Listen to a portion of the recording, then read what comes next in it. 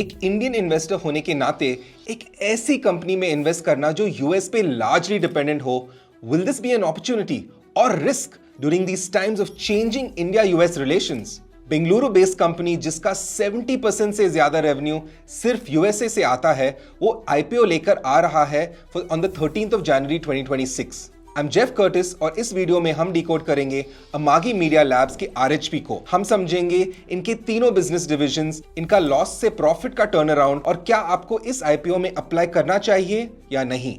First, the company background and business model. Amagi एक cloud native SaaS या software as a service company है जो broadcasting और streaming की दुनिया को बदल रहा है। ट्रेडिशनल टीवी को सैटेलाइट और भारी हार्डवेयर से हटाकर अमागी सब कुछ क्लाउड पर ले आई है। अकॉर्डिंग टू द आरएचपी, इनके 3 मेन बिजनेस डिविजन्स हैं। क्लाउड मॉडर्नाइजेशन, ये पुराने टीवी नेटवर्क्स को उनका पूरा इंफ्रास्ट्रक्चर क्लाउड पर शिफ्ट करने में हेल्प करते हैं। सेकंड, स्ट्रीमिंग यूनिफिकेशन, कंटेंट को डिस्ट्रीब्यूट करना, चाहे वो स्मार्ट टीवीज हो या एप्स, ये सब एक ही जगह से मैनेज कर सके, ऐसे सर्विसेज ये कंपनी देती है। तीसरा, मोनेटाइजेशन, जब आप फ्री स्ट्रीमिंग चैनल्स पर एड्स देखते हो तो अमागी का एआई टेक वहां एड्स इंसर्ट करता है और रेवेन्यू शेयर करता है। Now moving on to the financials and valuation where the turn around happened. Business तो समझ लिया, अब नंबर्स समझते हैं।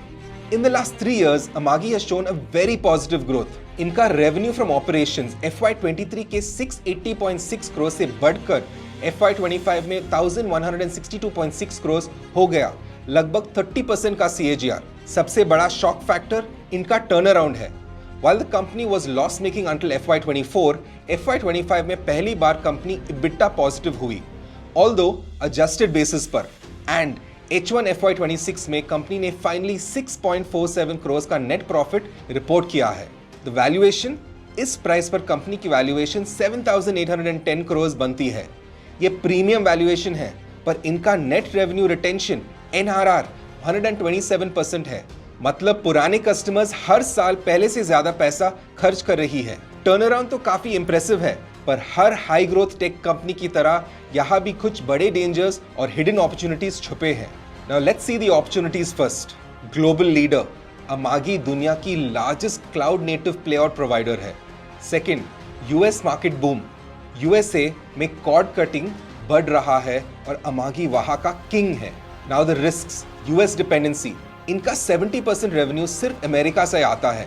इंडिया यूएस के ट्रेड रिलेशंस या वहां के इकोनॉमिक स्लोडाउन का असर इन पर तुरंत पड़ेगा। However, this being a service business, it is not subject to import tariffs as of now. The ad spending, इनका रेवेन्यू एड से जुड़ा है। अगर ग्लोबल रिसेशन आता है तो इनका मोनेटाइजेशन बिजनेस नीचे जा सकता है। इन सारे फैक्टर्स को ध्यान में रखते हुए अब बात करते हैं आईपीओ की स्पेसिफिक डिटेल्स की। The IPO opens between the 13th to the 16th of January 2026 and is expected to list on the 21st of January with a price band of 343 to 361 rupees per share and a lot size of 41 shares. The issue size is a total of 1,789 crores, जिसमें 816 crores fresh issue है and 973 crores is an offer for sale. Around 550 crores of these proceeds will be used for upgrading technology and cloud infrastructure. The company will also be funding inorganic growth through acquisitions. One thing to note is that the proceeds for upgrading tech and cloud infra will be toward expenses, not hard assets. Since this is a SaaS model, these funds go into server costs and cloud agreements, reducing the bottom line. We should watch how this turns out while the company is at this crucial point of turning profitable. तो take, turnaround और IPO details के बाद अब आता है सबसे बड़ा सवाल, इस आईपीओ का फाइनल वर्डिक्ट क्या है? अमागी मीडिया लैब्स एक ग्लोबल टेक पावर हाउस है जो इंडिया से ऑपरेट कर रही है।